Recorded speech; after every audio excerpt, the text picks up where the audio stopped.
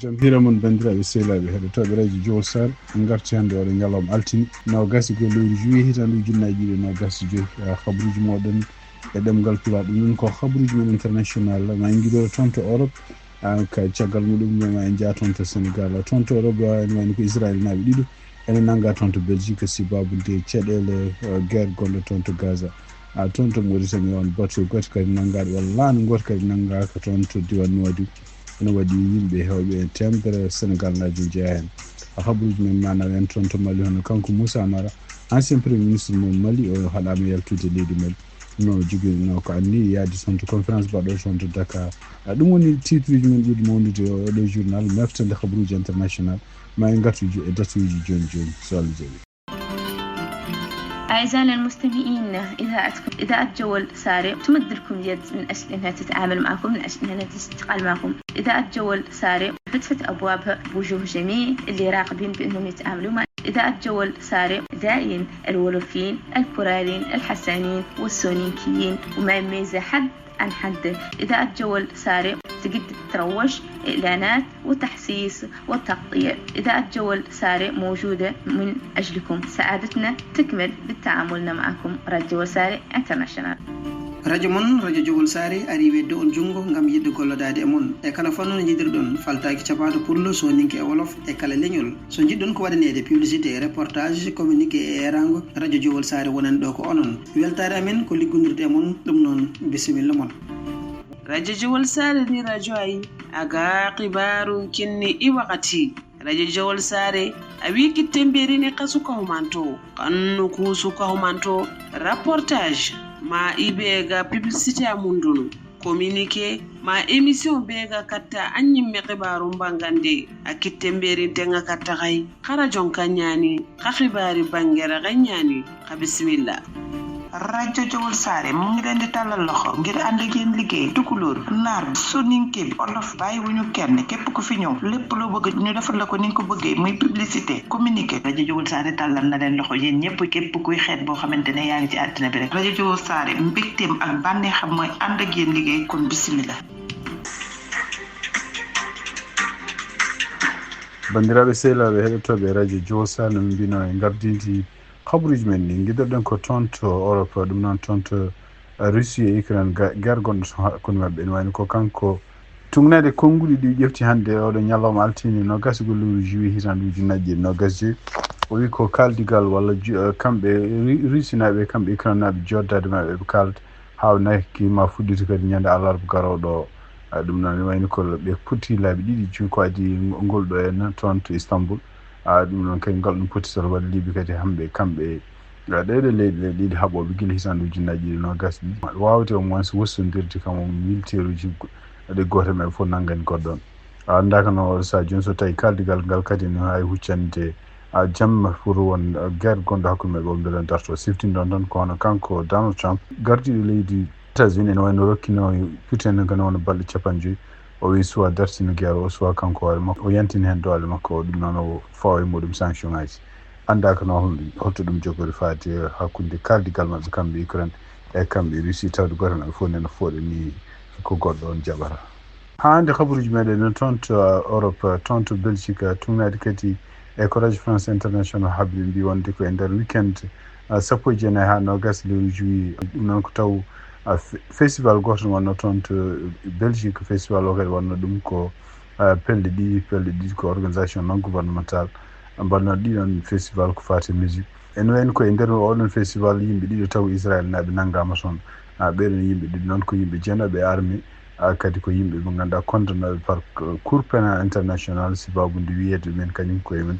mbaɗi crime de guerre sibabude haare hakkude Israël Hamas wonde toon to bande de Gaza ɗum noon ndeɗon haare fuɗɗide guila ñande 7 lewru octobre hitande ujunnaje ɗiɗi nogas e tati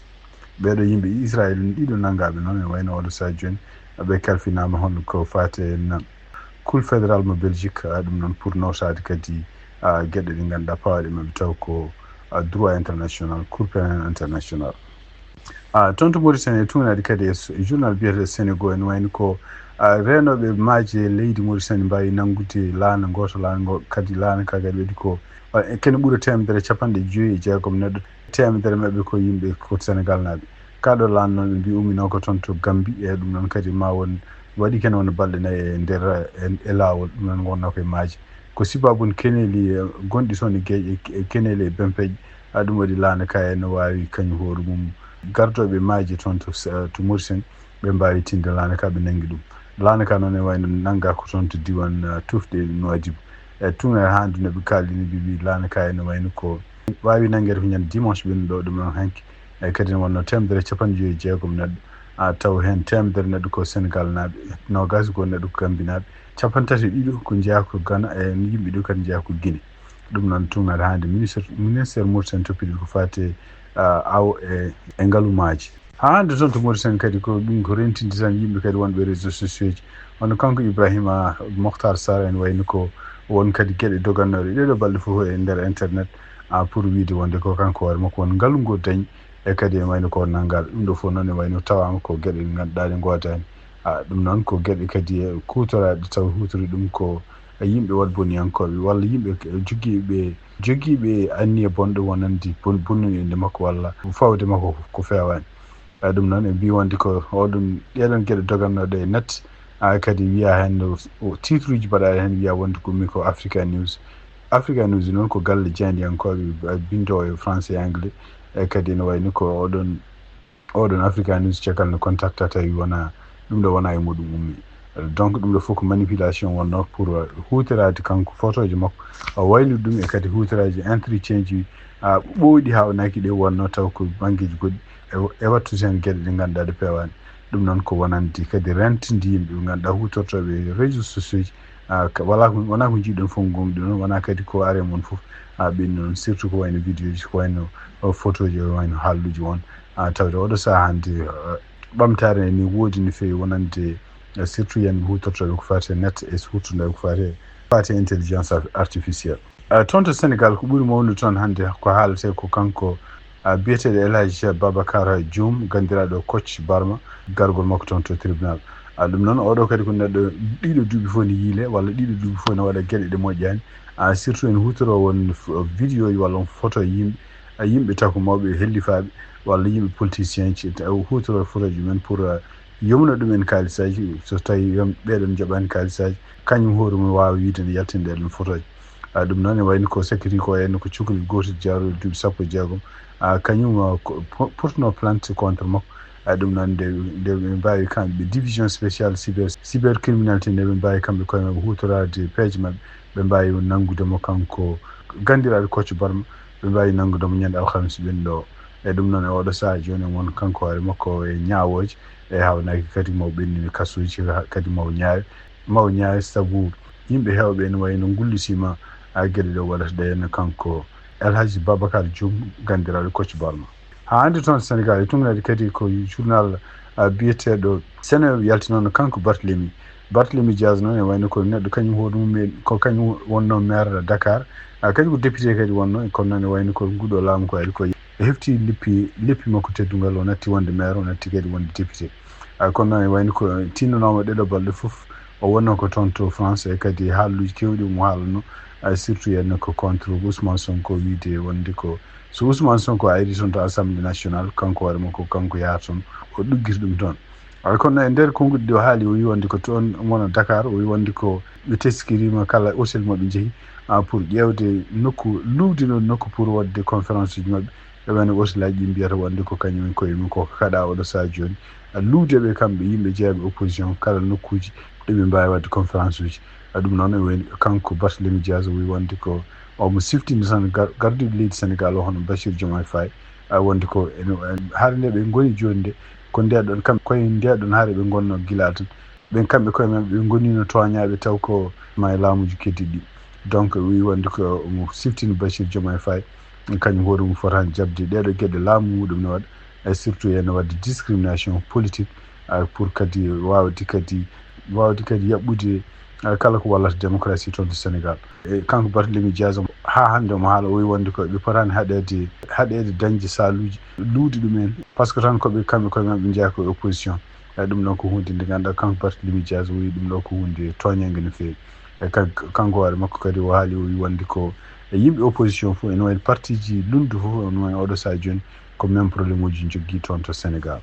toon to Mali tungnaade kadi e journal biyeteeɗo Apa News taw ko émission mo e France Apa News noon wani ko windata koye anglais e français fof ɓe mbi wonde ko ancien premier ministre mo Mali biyeteeɗo Moussa Mara ene wayno rentinama wonde kanko hoore makko o wawa yaltude leydi ndi en o habra ɗum ko ñande altine hannde nogasgol lewru juillet hitan ujunnaji 2024 siftinde on toon e wani ko kanko Moussa Mara balɗe ɓinnuɗe ene o noddama laabi kewɗi toon to tribunal uji o noddaba koye enquête aji sibabude won gueɗe ɗe o takka wiya o haali ɗum si wiide wonde ko omo gonɗini walla omo woni caggal ɓeɗo yimɓe wonɓe opposition walla nangaɓe sibabude nde opinion mumen e wadde kadi ko kanko hoore makko mo waɗ page makko fof ɗe wawi wadde pour beele mo haaɓe donc kanko Moussa Mara kadi e tugnade hande habaruji gommiɗi toon o wonno koye lawol makko yiyade toon to Sénégal tawede kanko hoore makko conférence international ponnoɗo wadde toon ko fate jaam e toon e nokku Sahel ɗum noon ko ɗum avocat ji makko kaali kanko Moussa Mara donc tugnade hande article o hono kanko Moussa Mara o so tawi wiyetinomo toon to oɗo conférence en taw kadi wiidimaɓe nguɗo kadi ko batu jeeɗe ɓiyko ko kanko hoore makko fono rokkede konngol pour ko o haala ko fate kisal e ko fate jaam e nder région ngaji Sahel e ɗum noon kadi o haali kadi o wi wonde ko oɗon conférence kadi fonno wadde ko ñande tugginogasi go ha nogasi tati lewru juillet toon to Saly ɗum noon waɗa ɗum kadi ko fedde wotere wiyetede Frederick Ebert Stephens ɗum noon kadi wayni ko ene fonno tawede oɗo conférence kadi responsable uji politique toon to Sénégal e expert uji e représentant ji société civile kanko hoore makko Moussa Mara nde yetti aéroport international Modibo Keita caggal nde o holli kayitaji makko pour omo yiiɗi jolde vora e avion Air Éthiopie fonno ɗo ummade toon to Bamako fade toon to Dakar ene wayno ko policier ji ɗiɗi kalnimo mbi wonde ko o wawa yaltude territoire Mali ɗum noon wayno ko oɗo saaha joni ala fof document bindaɗo motota kono noon kam ko wawi wonde fof o wawi hodde galle makko toon to Bamako toon to France e tugnade kadi e hande ko Sénégal haali hono yimɓe ɓe ganduɗa taw ko wiyeteɓe jeeyaɓe muriɗe en toon to Sénégal ɓe mbawino organisé ñalawma walla kikiɗe goto toon to Paris ɗum noon en wayno ko oɗon kikiɗe ɓe mbaɗa ɗum koye place mo mbiyata place de la République toon to Paris e dental mabɓe noon wonno ko rendinde julɓe toon foof wawde kadi ñagade pour beele jamne dañe ɗum noon ko wonande communauté ji ɗi foof toon to France kadi ko pour beele kadi duwawuji maɓe mbawa yettade toon Sénégal ngal ɗon dental bangal toon to place de la République toon to Paris holli mette kewɗe ɗum gona e wonande yimɓe kadi wonɓe e nder internet to yenno taw ko ɓuuri hen hewde kadi ko yimɓe ɓe ganduɗa en jogguiɓe anniyaji bonɗi contre l'islam ene jeeya hen ono kanko ɓurɗo haalmum haalede hen ono kanko biyeteɗo Henda Ayres e kanko hoore makko en wayno kadi jinnaɓe makko ko julɓe kono noon o haali wonde ɗum ɗo ko provocation addude yimɓe ɗon ha e grande place toon to nokku mo ganduɗa ko symbole indépendance France addude ɗon ni ko wayno julɓe no mbaɗa ɗon dentu men ne mbaɗa ɗon kadi activité ji mum taw ko activité ji religieuse ɗum ɗo fof ko toñen e yimɓe woɗɓe kadi en wayno ko eno jeeya hen avocat ji ne jeeya hen journaliste uji mbaɗi commentaire uji no fewi kono noon ko ɓuuri hewde e ɓeɗo waɗoɓe commentaire uji kadi ko commentaire uji négatif pour wiide wonde ko ɗum ɗo fotani kamɓe gouvernement France ɓe potani jabde ɗeɗo gueɗe mbaɗa toon to France donc ngal ɗo dental kadi wonno ko ñande 19 lewru juillet hawɗo ko ñande 7 toon to Paris hande toon to France e tugnade kadi ko radio France international habri hono fedde wotere walla business goto mo ganduɗa en taw kañum koye mumen enen yimɓe men no nangaɓe tato ɓe noon no jeeya hen Sénégal naɓe ene wayno ɓe kutortono ko yimɓe sukaɓe surtout en ummiɓe to leyɗel Afrique arɓe toon to France e kutorɗe ɗumen nawde ɗumen e guesse ɗo ganduɗa taw ko guesse ɗe gadduɗa en pour soñje fate raisin ngaji ɗum ɗon ko guesse kadi ɓe mbiyete ko kala ko soña hen kadi kutorte ko pour fewnude sangaraji tugnade hande ko ɓeɗon nangaɓe tato ɓe koɓe kalata tawde kadi kamɓe koye mabɓe fof ɓe nawama toon tribunal ene wayno ko yimɓe ɓe nanganno sukaɓe ɓe nanganno toon ɓe ko ɓuuri hen hewde kadi ko sukaɓe ummiɓe toon to Afrique pindinte ko guila 3 heures guila 5 heures subaka ha 6 heures kikiɗe ene liggine e guesse kadi ne so gartirama kadi e nokkuji ɗoɓe konni ɗumen ɗe ko nokkuji ɗi ganduɗa en ñamde hewani no fewi e kadi jaram hewani donc gondi koye condition ngaji mbay kono ko dahaɓe ni donc tugnade yimɓe hewɓe haalaɓe hen taw ko yimɓe noddaɓe toon tribunal ene jeeya hen hono kanko biyeteɗo Camara Sikou ene wayno kanko hoore makko wi wonde ko condition ngaji ɓe nanguira toon koye maccungal ene jeeya hen kadi goɗɗo kadi kañum hoore mum koye yimɓe noddaɓe toon tribunal biyeteɗo Modibo Sidibe o kañum hoore mum haali wi wonde ko en wayno ko gonal maɓɓe toon surtout en soɓe gartama e ɗum nokkuji ɗin koɗɗi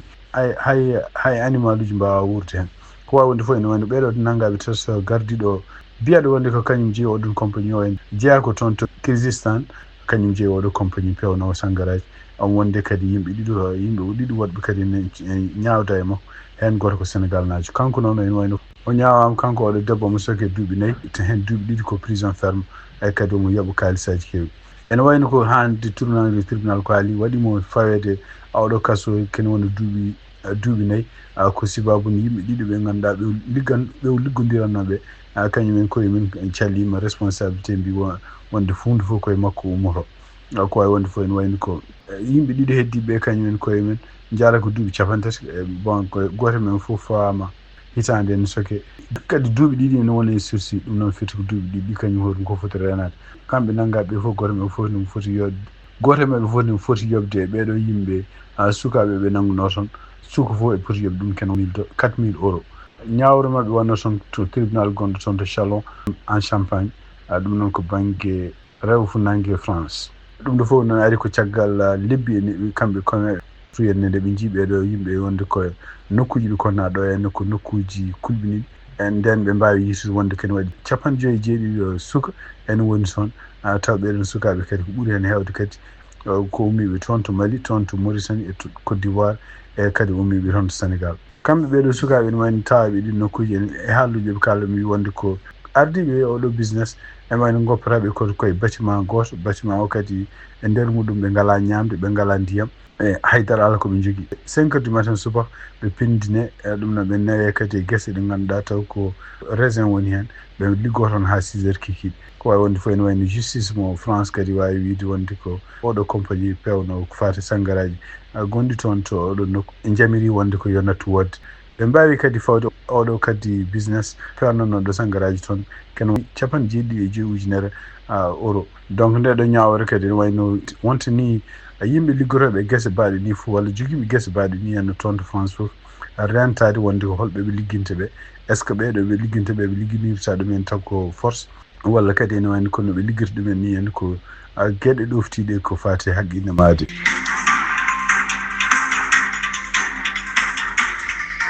bandiraɓe sehlaɓe heddotoɓe radio Juillet Sare haɓruji ɗum jogol noon hannde ɗemgal Pulaar e oɗo ñalawma altine nogas lewru juillet hitande ujunnaji 2025 gasi ha laaɓi